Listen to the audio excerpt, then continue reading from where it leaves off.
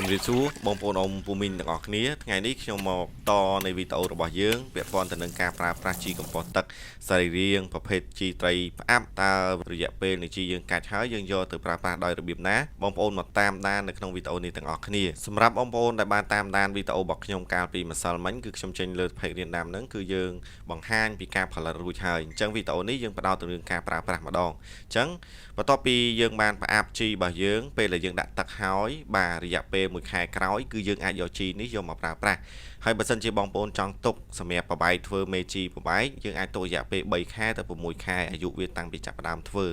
អញ្ចឹងគ្រួសាររបស់ខ្ញុំគាត់កំពុងតែមកកូរលបាយជីនេះដើម្បីបង្ហាញបងប្អូនថាវាពុកផុយរលួយល្អមែនតែនបាទសឹងតែក្នុងនេះកាកសំណល់ដែលនៅសេសសល់តិចតួចបំផុតគឺយើងបានស្រង់វាចេញខ្លះដោយសារប្រភេទផ្លែឈើខ្លះសបកវាគឺរលួយទេបាទអញ្ចឹងយើងអាចស្រង់វាសបកនោះអត់ចោលទេខ្ញុំនឹងចេញវីដេអូធ្វើទៅជាប្រភេទជីកំប៉ុស្តគោកម្ដងបាទអញ្ចឹងពេលដែលយើងបានរៀបចំថាជីរបស់យើងបាទវាកាច់បានល្អគឺយើងចាប់ផ្ដើមយកវាមកច្រោះឬមួយមកច្រកដបឬមួយបងប្អូនទុកក្នុងធុងនេះពេលដែលប្រើប្រាស់ចាំយកមកប្រើក៏បានដែរហើយខ្ញុំច្រកនេះដោយសារតែទី1ខ្ញុំប្រើប្រាស់ខ្លួនឯងទី2ដោយសារមានបងប្អូនខ្លះគាត់អត់មានពេលវេលាក្នុងការផលិតគាត់អាចកំងប្រភេទមេជីទាំងអស់នេះដើម្បីយកទៅប្រើប្រាស់លើដំណាំរបស់គាត់បាទអញ្ចឹងបន្ទាប់ពីយើងបានលាយល្បាយទឹកដូចខ្ញុំបានបង្ហាញមេជីជាដំណាក់កាលហើយក្នុងវីដេអូនេះផ្ដោតរឿងការប្រើប្រាស់ឯងអញ្ចឹងបងប្អូនចង់យល់ពីរបៀបធ្វើដែលអត់ទាន់បានតាមដានវីដេអូរបៀបធ្វើបងប្អូនអាចទៅមើលវីដេអូកាលពីម្សិលមិញខ្ញុំចេញបាទជាប់គ្នាទេងាយស្រួលក្នុងការអស់មើលបាទអញ្ចឹងរបៀបប្រើប្រាស់នៅក្នុងវីដេអូនេះគឺដូចបងប្អូនបានឃើញគឺយើងមានប្រភេទមេជី3ដបបងប្អូនខ្លះគាត់តែងតែសួរនាំថាពេលដែលធ្វើឃើញតែមួយមុខទេតែពេលប្រើមិនដល់ទៅ3ប្រភេទបាទបងប្អូនគាត់ទៅតែតាមដានអញ្ចឹងហើយតែបើបងប្អូនអ្នកដែលចាស់ដែលគាត់តាមដានវីដេអូខ្ញុំច្រើនគាត់ឃើញពីរបៀបធ្វើរបស់ខ្ញុំច្រើនអញ្ចឹងជីខ្ញុំតែងតែប្រើ3ប្រភេទទី1មេវីតាមីនទី2មេអរម៉ូននិងមេជីសរីរាង្គនឹងឯងបាទអញ្ចឹងការប្រើប្រាស់ទឹក2លីត្រទៅ5លីត្រយើងដាក់មួយស្លាបព្រាបើទឹកចាប់ពី10ទៅ20យើងដាក់ពី2ស្ព្រាឬ20ទៅ30លីត្រយើងប្រើខ្នាតស្ព្រាហ្នឹង3ស្ព្រាបាទយើងប្រើមួយសប្តាហ៍ម្ដងទៅ2ដងលើដំណាំរបស់យើងអាចស្រោចគល់បាញ់លើស្លឹកលើត្រួយក៏បានបាទហើយសម្រាប់បងប្អូនដែលត្រូវការបាទជីសម្រាប់ដែលគាត់អត់សូវមានពេលវេលាក្នុងការផលិតគឺខ្ញុំមានគុតគង់ផងដែរមេជីនេះអាចយកទៅធ្វើមេជីប្របែកមេជីនេះអាចយកទៅប្រើប្រាស់ទៅលើដំណាំទូទៅប្រភេទដំណាំដែលជួបបញ្ហាដូចជាស្អុយរលួយជួបបញ្ហារួញស្លឹកដំណាំមិនចេញត្រួយចេញផ្កាការផ្លែបានល្អឬមួយបងប្អូនអ៊ំពូមីងដាំប្រភេទដំណាំលំអជាដើមដូចជាផ្កាដូចជាអីហ្នឹងបាទគឺឈុតនេះគឺល្អប្រើមែនតែនអញ្ចឹងបងប្អូនអាចតំណតាមលេខទូរស័ព្ទខ្ញុំបាន096 85 73065សម្រាប់ការតំណលេខនេះគឺជាលេខ Telegram ផ្ទាល់របស់ខ្ញុំតែម្ដងអញ្ចឹងបងប្អូនអាចសួរនាំតាក់ទងបច្ចេកទេសសួរនាំតាក់ទងទៅនឹងវត្ថុធាតុដើមបងប្អូនអាចជួយគ្រប់គ្រងតាមរយៈទិញផលិតផលដូចជាជីទឹកជីគោកឬប្រភេទដីដាំខាងខ្ញុំមានគ្រប់គង់និងក្របពូជដំណាំទូទៅដែលមានគុណភាពបាទមិនថាប្រភេទដំណាំស្លឹកដំណាំផ្លែឬប្រភេទផើងដាំដំណាំទេគឺខ្ញុំមានគ្រប់គង់ជូនបងប្អូនផងដែរហើយយើងអាចផ្ញើជូនបងប្អូនដោយមានសុវត្ថិភាពបំផុតបាទអញ្ចឹងបន្ទាប់ពីហ្នឹងគឺយើងមកមើលការប្រើប្រាស់របស់យើងបន្ទាប់ពីបរិមាណនៃការលាយល្បាយជីដូចខ្ញុំបានបង្ហាញបងប្អូនអញ្ចឹងគឺយើងអាចយកទៅប្រើប្រាស់លើដំណាំស្លឹកក៏បានបាទដំណាំផ្កាឬដំណាំលម្អផ្សេងឬប្រភេទដំណាំឈើហូបផ្លែធំដែលបងប្អូនដាំនៅជុំវិញផ្ទះបងប្អូនមួយទៀតគឺយើងអាចប្រើប្រាស់ទៅលើប្រភេទដំណាំផ្សាំដំណាំដែលកូនដំណាំតូចដូចបងប្អូនឃើញអញ្ចឹងគឺដំណាំយើងទៅតែព្រោះហើយវាដុះចេញមក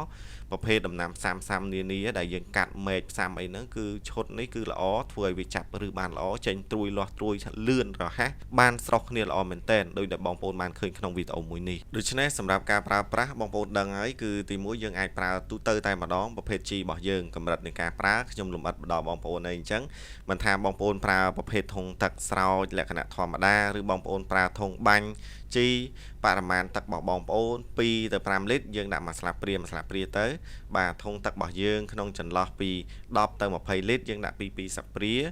ហើយបើសិនជាធុងទឹករបស់បងប្អូន20ទៅ30លីត្រយើងដាក់3ស្លាបព្រាបាទហើយយើងអាចប្រើដូចដែលខ្ញុំបានបង្ហាញនេះ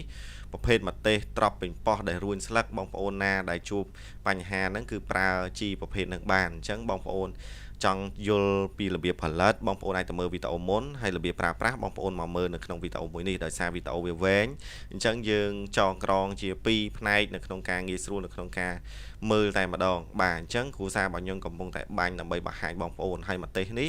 គឺបងប្អូនណាដែលគាត់តាមដានពីវីដេអូរបស់ខ្ញុំគាត់យល់ហើយថាមកទេសនេះដំបូងគឺរួចមានបញ្ហាច្រើនហើយនេះគឺយើងលាយសម្រាប់ធុងទឹករបស់យើងហ្នឹងយកទៅស្រោចហ្មងអញ្ចឹងដោយសារស្ព្រាអត់បានយើងដាក់វាទៅអត់អីទេលើសខ្វះអត់មានបញ្ហាទេការប្រើប្រាស់នេះគឺចង់បញ្ជាក់បងប្អូនទៅលើប្រភេទដីបងប្អូនឃើញខ្ញុំស្រោចខ្ញុំផ្អាប់ដីនេះឥឡូវនេះវាពុកផុយល្អមែនតែនហើយយើងចាប់ផ្ដើមរៀបចំដាក់ដំណាំផ្សេងដាំហើយប្រភេទជីរបស់យើងគឺយើងអាចស្រោចទៅលើប្រភេទដីយកទៅស្រោចជាមួយនឹងជីកំប៉ុស្តគោកដែលបងប្អូនផលិតឬធ្វើឬដីដែលបងប្អូនគិតថាវាអត់សូវមានគុណភាពពេលដែលបងប្អូនផ្អាប់អីទៅពេលដែលយើងជ្រោយវាទៅពេលដែលធ្វើឲ្យទៅដីនោះធូរបានល្អកាច់បានល្អអញ្ចឹងធ្វើឲ្យការដាំដុះដំណាំរបស់យើងលូតលាស់លឿនអញ្ចឹងជីនេះមិនមែនត្រឹមតែស្រោចដំណាំទេគឺយើងអាចយកទៅប្រើប្រាស់ទៅលើប្រភេទដីដែលយើងចង់ផ្អាប់ទុកឬប្រភេទជីកំប៉ុស្តគោកដែលបងប្អូនកំពុងតែធ្វើដើម្បីឲ្យពពួកអតិសកុមប្រាណដែលមាននៅក្នុងលបាយជីរបស់យើងវាទៅកាច់វាទៅស៊ីកាកសំណល់ផ្សេងទាំងអស់ហ្នឹងធ្វើឲ្យបំបែកនៃកាកសំណល់ទាំងអស់ហ្នឹងវាឆាប់ពុកផុយធ្វើឲ្យដីរបស់យើងធូរលូតលាស់បានល្អការដាំដំណាំរបស់យើងក៏បានល្អអញ្ចឹងគ្រូសារបស់ខ្ញុំហើយបងប្អូនថ្លៃរបស់ខ្ញុំគាត់កំពុងតែបង្ហាញបងប្អូនពីការដាំហើយពីការរៀបចំលបាយដីដែលមាននៅក្នុងរោងដំណាំរបស់យើងផងដែរដូច្នេះសម្រាប់វីដេអូមួយនេះខ្ញុំមានតែប៉ុណ្្នឹងទេមកចែករំលែកបងប្អូនអំពូមីននៅថ្ងៃនេះតាក់ទងទៅនឹងការប្រើប្រាស់មេជីត្រីផ្អាប់របស់យើងដែលយើងតនៅវីដេអូមុនហើយគោលបំណងនៃការបង្ហាញវីដេអូជារឿយៗគឺផ្ដោតសំខាន់ដែលចែករំលែកបងប្អូនថាយើងអាចកែច្នៃវត្ថុធាតុដើមដែលយើងមាននៅជុំវិញខ្លួនឬនៅក្នុងគ្រួសាររបស់យើងនៅក្នុងចម្ការយកមកធ្វើមេជីដែលមានគុណភាពល្អសម្រាប់ការដាំដុះដំណាំរបស់យើងទូទៅសម្រាប់បងប្អូនដែលបានតាមដានវីដេអូនេះហើយគិតថាវីដេអូនេះមានអត្ថប្រយោជន៍កុំភ្លេចជួយចែករំលែកម្នាក់មួយផងដើម្បីទៅដល់បងប្អូនអំពូមីងផ្សេងទៀតដែលគាត់ត្រូវការចំណេះដឹងតាក់ទងទៅនឹងការផលិតជីឬការប្រើប្រាស់ប្រភេទជីទឹកឲ្យបានត្រឹមត្រូវឲ្យដំណាំរបស់គាត់លូតលាស់បានល្អ